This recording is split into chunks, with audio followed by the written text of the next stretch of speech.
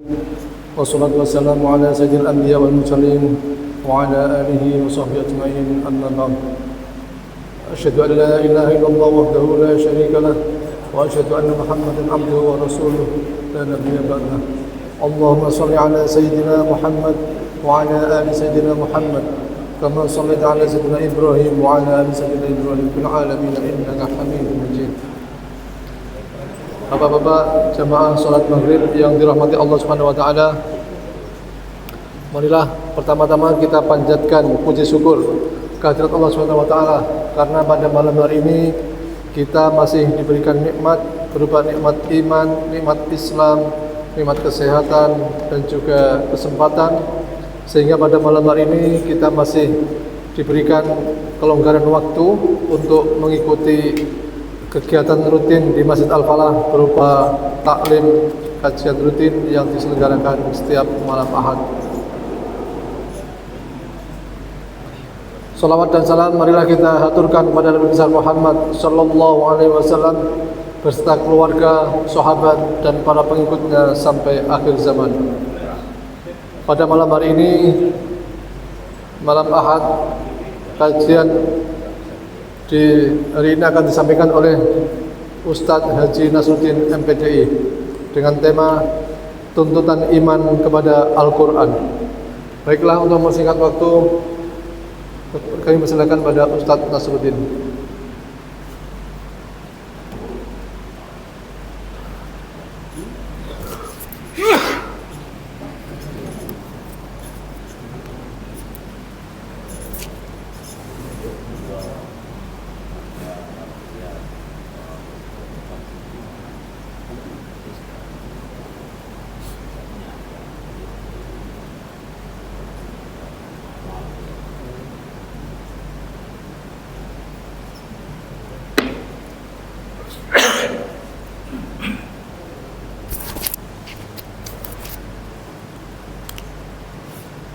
Juga live YouTube.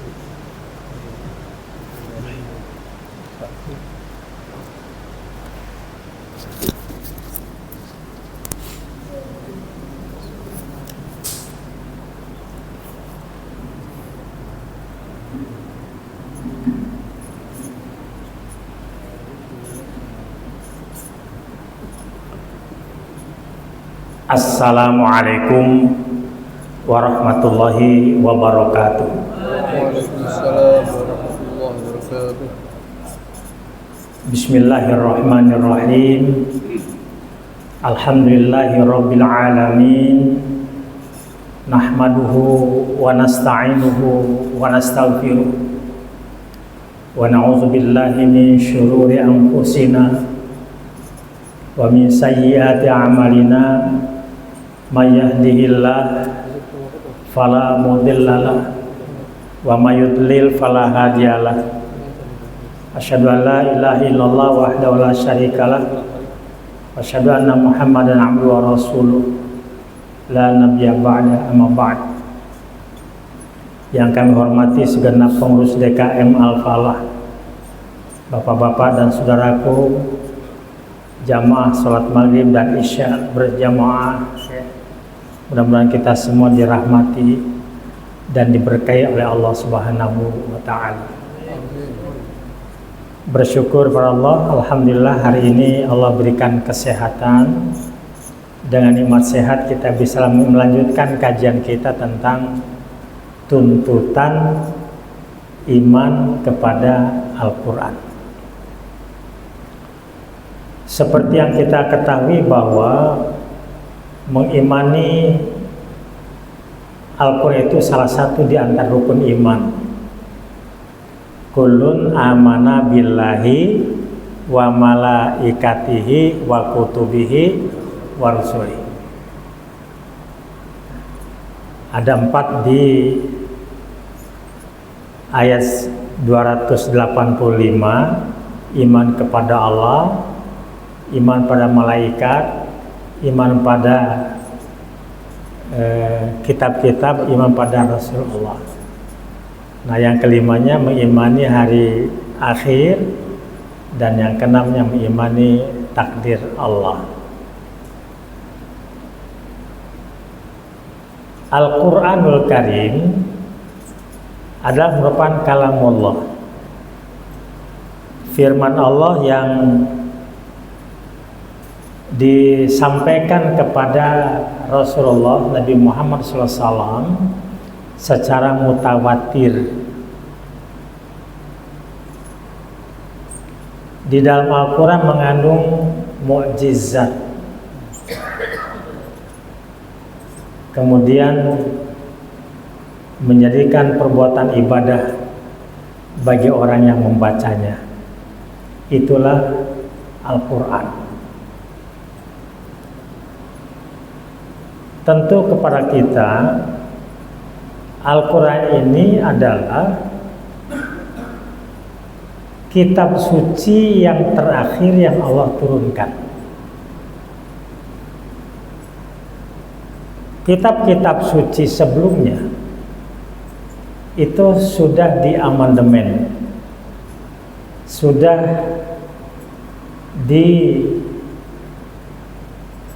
tidak diberlakukan lagi. Makanya ketika ada aturan berikutnya, maka aturan terakhir itu yang menjadikan pedoman. Walaupun di dalam Al-Quran itu sendiri ada sejumlah aturan atau syariat dan hukum yang sudah dilaksanakan sejak dahulu dan itu diabadikan dalam kitab-kitab Taurat, Zabur maupun Injil. Karena itu keberadaan Al-Quran merupakan pertama musaddiqan, sebagai pemberi pembenaran. Jadi semua kitab suci terdahulu itu benar semua. Jika ada kitab suci terdahulu isinya bertentangan dengan Al-Quran, berarti adalah kitab isinya adalah tidak lagi original, tidak lagi asli. Contoh misalnya, di Al-Quran dilarang mengkonsumsi misalnya bangkai, darah, dan daging babi. Dan ini dimuat di dalam surat Al-Maidah ayat yang ketiga. Hurrimat alaikumul maitatu waddamu walahmul khinzir.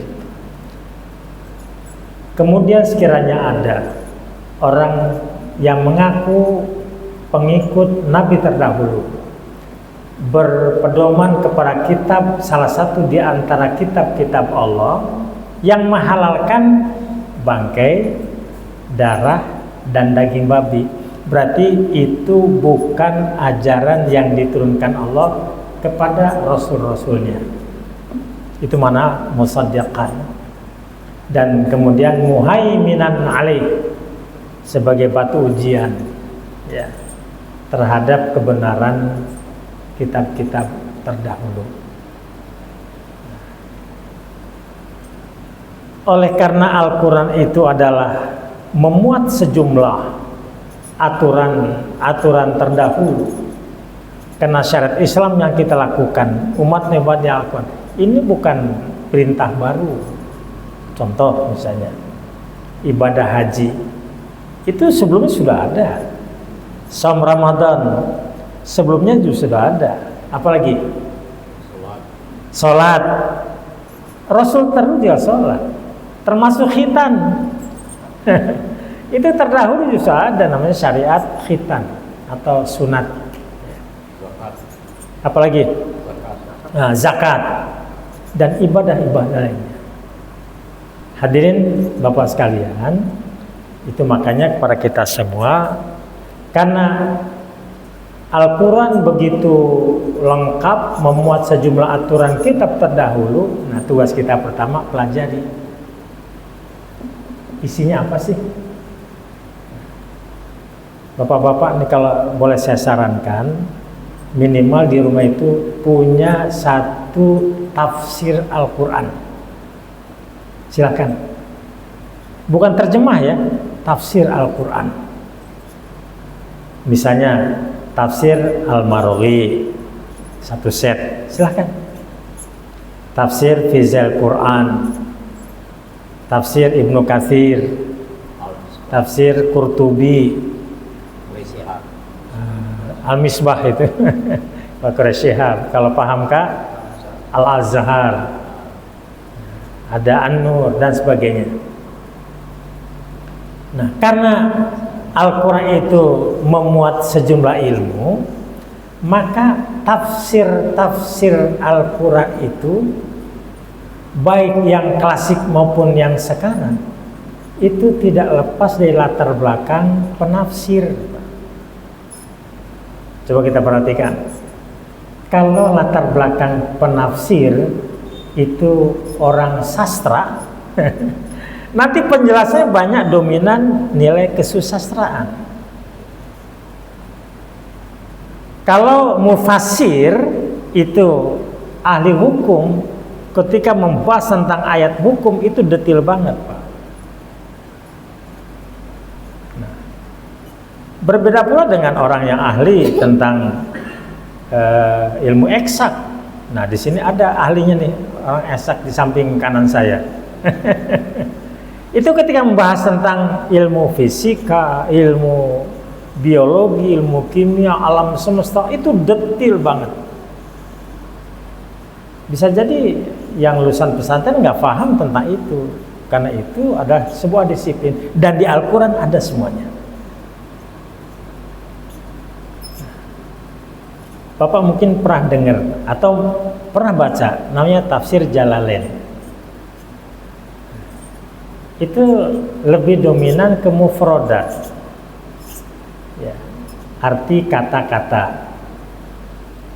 Misalnya gini, di surat Al-Hijr disebutkan wa'bud rabbaka hatta ya'tiyakal yakin.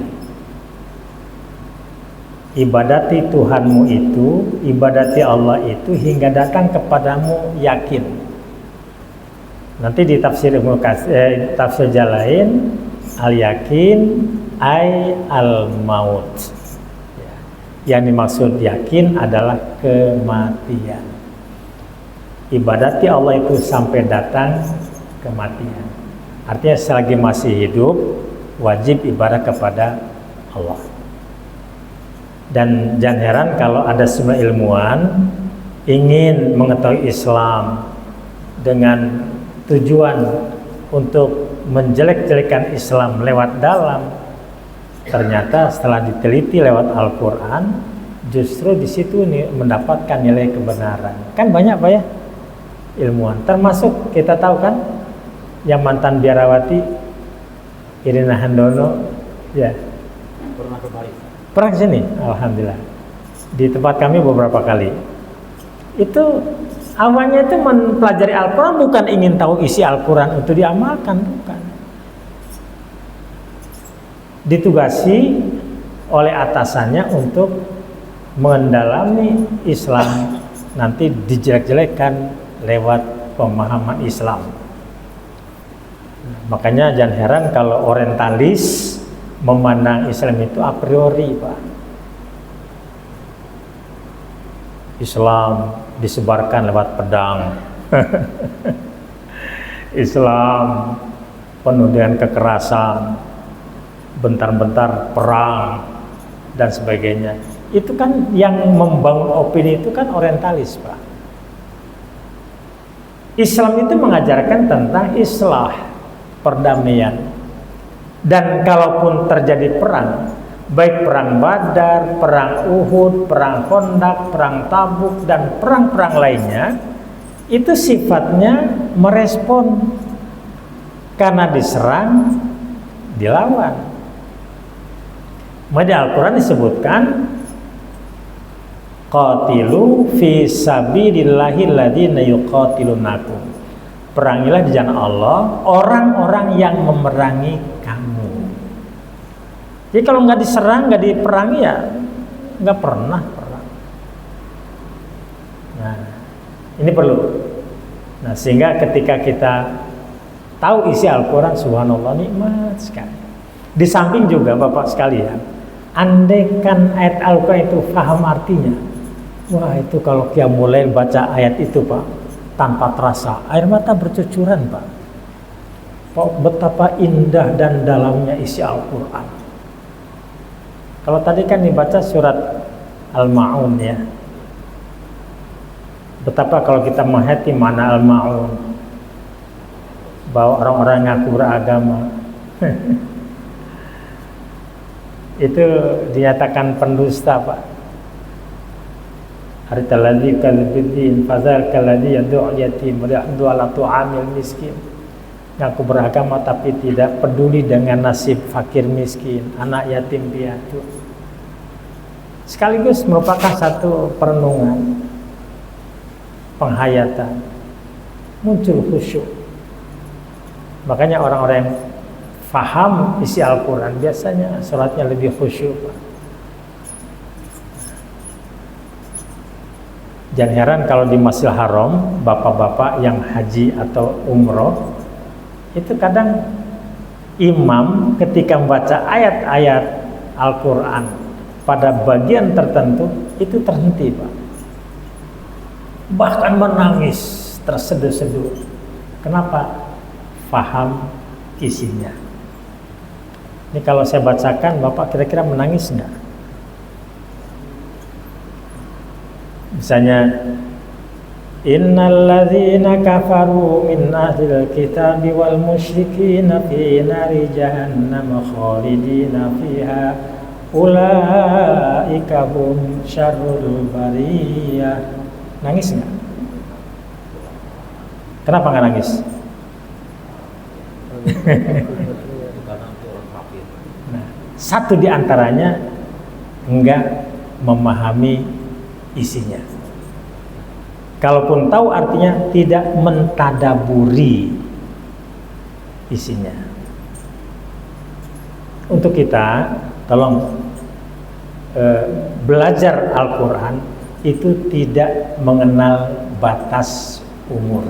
Sampai kapanpun, ulama besar sekalipun, ilmuwan yang dalam ilmunya sekalipun, tetap mengkaji, mendalami. Dan semakin mendalami isi Al-Quran, semakin merasakan bahwa dirinya tidak tahu apa-apa. Makanya di Al-Quran disebutkan wa ma utitum minal ilmi illa qalila. Aku berikan ilmu sedikit sekali. Tidaklah aku berikan ilmu padamu hanya qalila, sedikit. Jadi kalau ada orang mengatakan, oh saya serba bisa, saya serba tahu, itu tandanya bodoh, Pak. Orang yang dalam ilmunya itu semakin tawadhu, semakin rendah hati. Makanya apa yang kita ketahui ajarkan, sampaikan. Dan mengajar Al-Quran tidak harus menjadi ulama dulu, Pak. Sampai Nabi memberikan apresiasi, khairukum man ta'allamal Quran wa 'allamah. Sebaik-baik di antara kalian orang yang mau belajar Al-Quran dan mengajarkannya. Yang berikutnya Bapak sekalian, perlu ada namanya pemahaman. Ketika orang itu tahu arti, itu belum tentu paham. Sebagai contoh misalnya, ketika ayat turun yas'alunakal khamri wal maisir qul fihi ma itsmun kabiru wa manafi'un nas wa ismuhuma akbaru min nafi'ihima. Mereka bertanya kepadamu tentang khamr dan judi. Katakan hai Muhammad bahwa pada keduanya ada dosanya, ada manfaatnya. Tapi wa ismuhuma akbaru min nafi'ihima. Dosanya lebih besar daripada manfaatnya. Bagaimana kalau kita tidak melihat dosa tapi kita melihat manfaatnya saja, kita ambil? Gimana, boleh nggak, Pak? Kan ada dosa, ada manfaat. Kita ambil manfaatnya saja, boleh nggak? Bagi orang tidak paham bisa jadi, Pak. Dan itu pernah terjadi di sebuah komplek perumahan ya, dalam kajian seperti ini, Pak.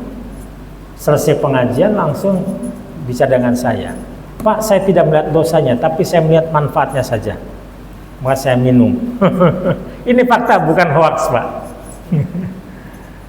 Dia seorang pengusaha, biasa pergi ke luar negeri, yang duitnya banyak, jadi minum di mana-mana, di Eropa, di mana biasa, Pak.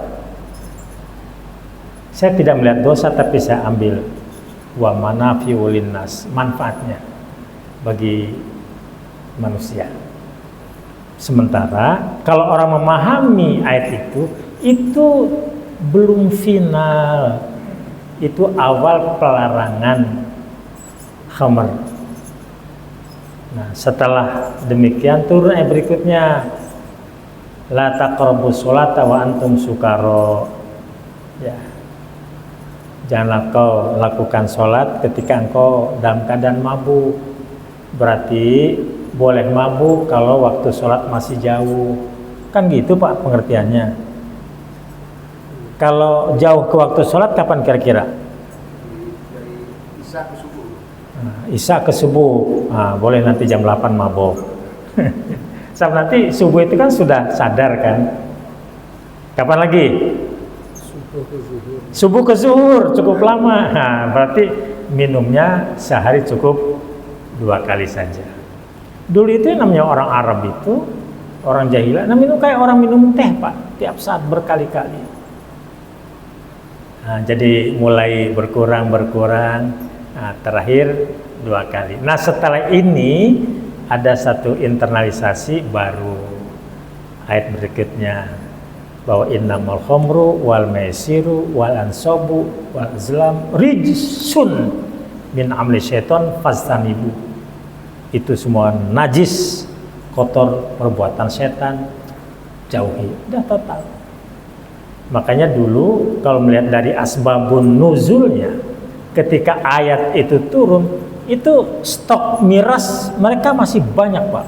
Mungkin bahasa kita bergalon-galon, Pak. Langsung ditumpahkan, Pak. Sebab mereka yang sudah terbangun imannya ketika Al-Quran turun, itu tidak ada sikap lain kecuali sami'na wa ta'na. Kalau hitungan ekonomis kan, sayang, nanti habisin dulu. Mirasnya habisin dulu baru berhenti. Enggak, Pak, langsung stok sebanyak apapun dibuang. Makanya di sini perlu ada pemahaman. Makanya tolong para kita semua, kalau ada ayat-ayat yang memang multi tafsir, nah, ini tanyakan pada ahlinya. Fasalu ala zikri in kuntum la ta'lamun.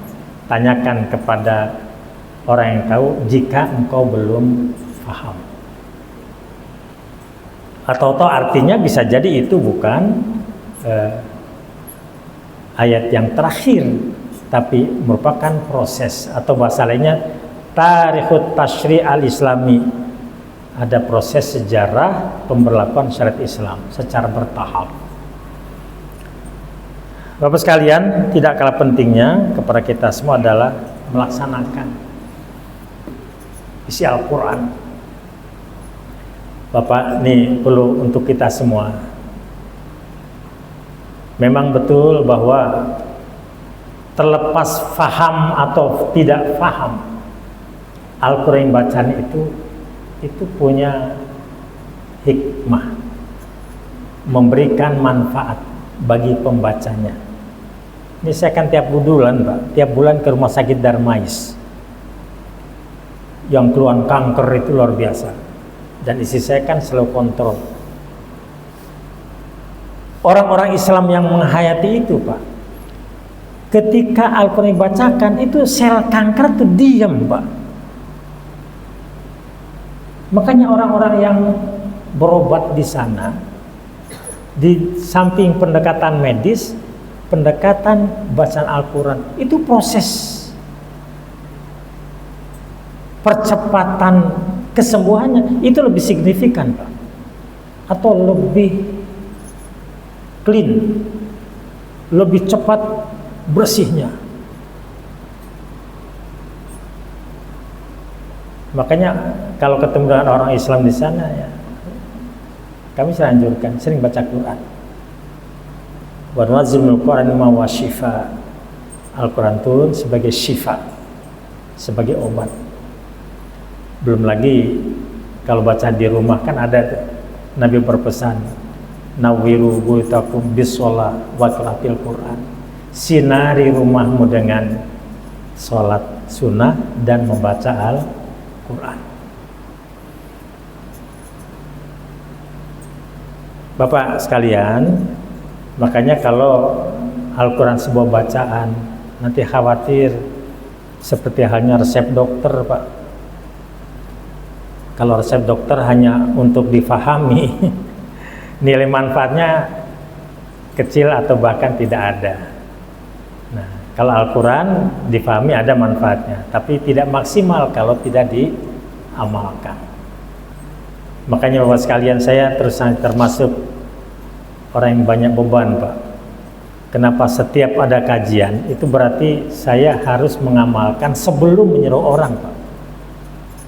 Saya nyuruh bapak-bapak jujur. Kalau saya belum bisa disuruh untuk jujur, berat lidah saya untuk mengatakan yuk kita jujur. Bagaimana mungkin akan saya menyuruh bapak-bapak supaya menyuruh keluarganya sholat kalau rumah tangga saya sendiri tidak disuruh untuk sholat. Sementara di Al-Quran disebutkan wa'mur ahlaka bis-sholati wastabir 'alaiha. La nas'aluka rizqan nahnu narzuquka wal 'aqibatu littaqwa. Nanti bisa kita jumpai di surat Toha ayat 132. Bahwa di sana Allah berpesan, wa'mur ahlaka bis-sholati, perintahlah keluargamu mengerjakan sholat, wastabir 'alaiha, dan bersabarlah dalam melaksanakan sholat itu. Sabar dalam beribadah artinya apa? Tabah, tekun, sungguh-sungguh, tidak anggot-anggotan, Pak. Ini ada istilah yang kasar, Pak. Yang atau anggotan itu apa? Anget-anget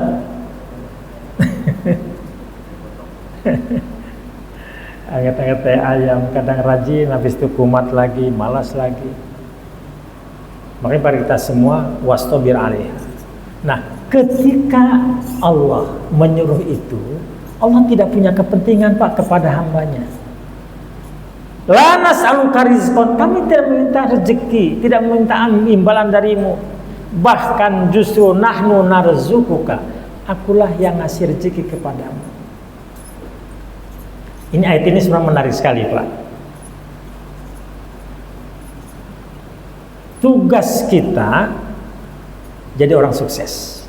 Harapan kita berhasil semua. Dan kesuksesan itu kalau berdasarkan surat Al-Baqarah 201, doa yang indah sekali.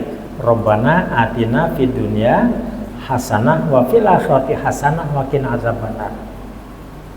Dunia baik, sukses.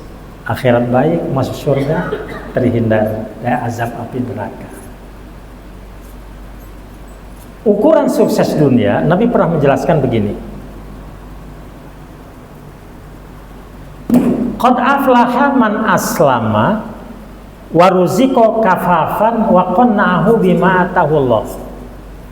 Sungguh beruntung orang yang selalu berserah diri kepada Allah, dicukupi kebutuhannya dan diberikan sifat qanaah atas pemberian Allah itu.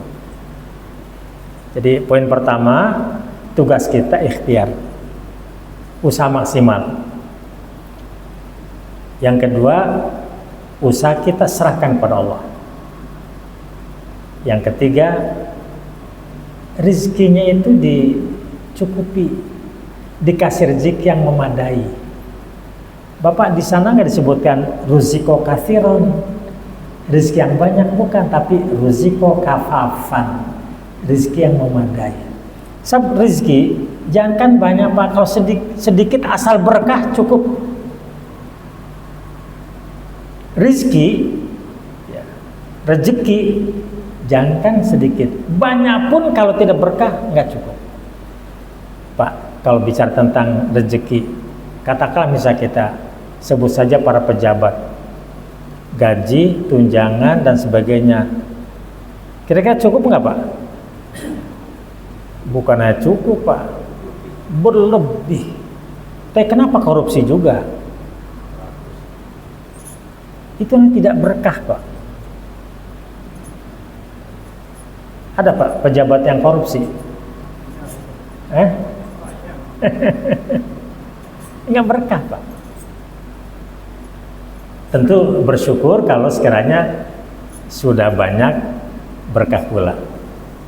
Tapi bunyi hadisnya ruziko kafafan, rezeki yang madai. Yang berikutnya waqanahu ma'atahullah, dikasih rasa qanaah, puas, senang, bahagia atas pemberian dari Allah itu.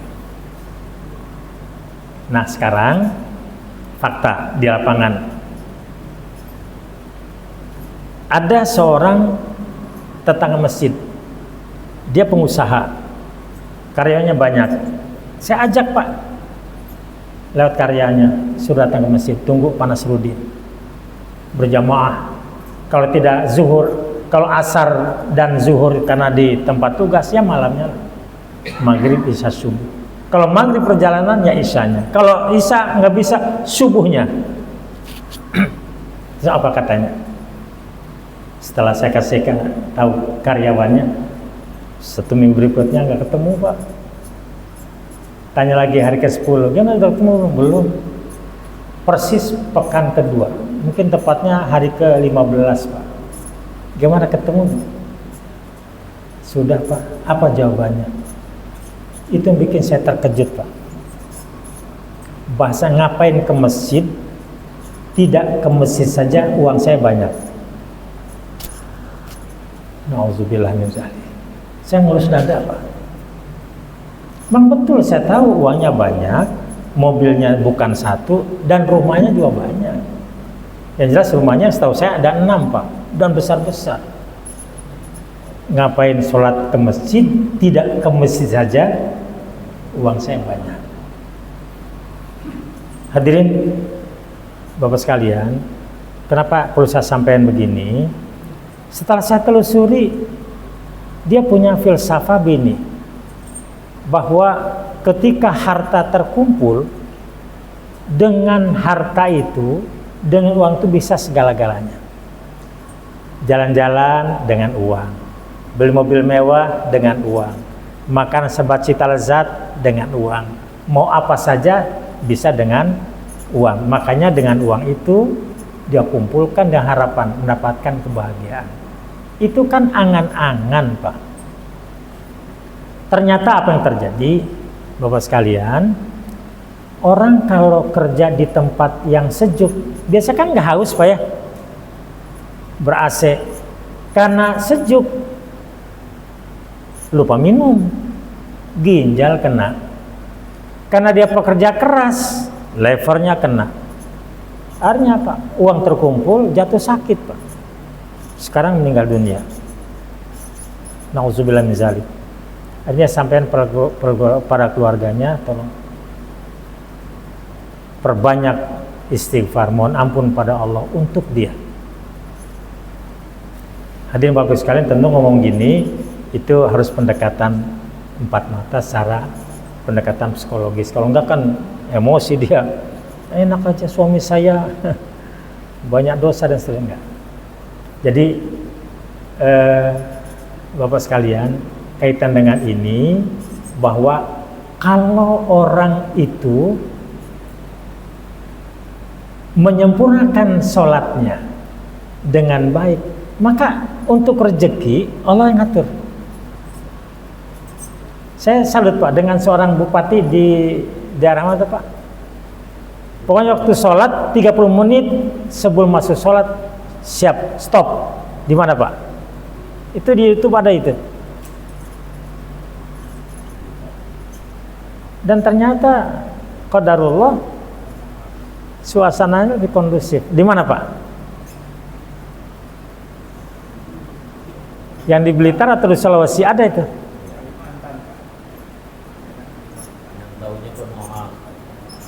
Konoha. Luar biasa Pak. Jadi kantor suasananya bagus, rezeki melimpah ruah, tingkat kesejahteraan meningkat, suasana kondusif. Kalau bahasa Jawa bilang apa? Gemah ripah lo jinawi, toto tentrem kerto raharjo, baldatun, toibatun, warabun ghafur. Ya benar Pak, kalau ayat itu disebutkan nahnu narzukuka, jadi usaha maksimal dah soal rezeki jangan kau pikirkan, tugasmu usaha, soal nasib aku yang ngurus. Atau bahasanya gini Pak, ketika orang itu menyempurnakan sholat dan baik, itu rezeki ngikutin sendirinya, bukan ngejar rezeki tapi rezeki yang ngejar kita. Coba Bapak perhatikan nanti surat apa tadi? Toha ayat 132.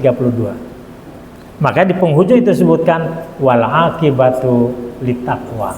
Kesudahan yang baik itu diberikan pada orang yang bertakwa. Nah, ini masih banyak lagi, dan untuk kita semua terakhir adalah mendakwahkan ya. Dan ini Bapak sekalian, kalau pendekatan surat An-Nahl ayat 125, ud'u ila sabili rabbika bil hikmah. Jadi kita yang mengajak ke jalan Allah itu dengan hikmah. Apa itu hikmah? Di tafsir Ibnu Katsir itu nyatakan bil Quran was sunnah. Artinya kita mengajak itu berdasarkan dalil, Pak. Jangan asal bunyi. Sebab ketika kita berpegang pada Al-Quran hadis, maka insya Allah tidak akan tersesat. Yang kedua, wal mau'izil hasanah, dan pelajaran yang baik. Mau'izil hasanah itu bentuknya ada dua Pak, ada tarhib dan targhib. Tarhib itu bersifat motivasi bagi orang-orang baik, nanti Allah berikan balasan kebaikan, baik kebaikan di dunia maupun di akhirat. Dan Nabi dalam ini sebagai basyiron, pemberi kabar gembira. Tapi kalau bicara targhib, itu adalah merupakan satu peringatan, dan Nabi dalam hal ini sebagai naziran. Jadi orang-orang yang berbuat maksiat, banyak dosa, nanti Allah akan berikan balasan yang setimpal dengan kejahatan dan kemaksiatannya. Yang jelas Allah tidak pernah berbuat zalim. Yang baik pasti dibalas dengan kebaikan, yang jahat Allah akan balas dengan setimpal kejahatannya itu. Yang berikutnya adalah wajadilhum billati ahsan. Jadi kalau ada masalah bukannya diterima tapi justru berdebat, menggeliat, ya kita sampaikan dengan argumen yang ilmiah. Ya, makanya ini kalau pendekatan eksekutif, ya, orang-orang di atas kan ada di negara itu kan legislatif, eksekutif, yudikatif. Jadi kalau misalnya ada sejumlah orang yang melakukan pendekatan, itu jangan dilawan dengan pendekatan hukum, Pak. Kalau informasi itu datang, ya, pertama cek dulu kebenarannya, dan nanti dibalas dengan data lagi. Kalau ada buku, dibalas dengan buku lagi. Kalau ada penjelasan, dibalas dengan penjelasan pula, dan itu harus otentik. Mas sedih Pak, orang-orang yang mempertanyakan ijazahnya Pak Lurah, yang macam-macam masuk tahanan. Apa susahnya tunjukkan inilah ijazah saya, selesai kan? Nah, makanya kepada kita semua, ini kan kalau pendekatan Islami, dia ngaku Islam, mesti kan wajadilhum billati hiya ahsan. Pendekatan harus humanis, Pak. Ya, lagi-lagi mungkin karena tidak paham ayat ini, jadi kekuasaan yang dominan, sehingga apapun lewat pendekatan hukum. Baik, Bapak sekalian, untuk kita, saya penutup, saya sampaikan bahwa yakinlah para kita, kalau kita mengimani Al-Quran, maka Al-Quran memberikan nilai manfaat pada kita. Tapi dengan catatan, jangan lupa pelajari, fahami, amalkan, dakwakan. Baru Al-Quran memberikan nilai manfaat yang optimal buat kita semua. Sekian, terima kasih. Assalamualaikum warahmatullahi wabarakatuh. Waalaikumsalam warahmatullahi wabarakatuh. Baik, terima kasih kepada Ustaz Nasruddin. Ya, demikian Bapak-bapak semuanya taklim kita pada malam hari ini. Semoga apa yang disampaikan oleh Ustaz Nasruddin mengenai bagaimana kita menikmati Al-Quran bisa bermanfaat bagi kita semuanya. Untuk berikan baca Alhamdulillahirrahmanirrahim. Assalamualaikum warahmatullahi wabarakatuh. Waalaikumsalam warahmatullahi wabarakatuh.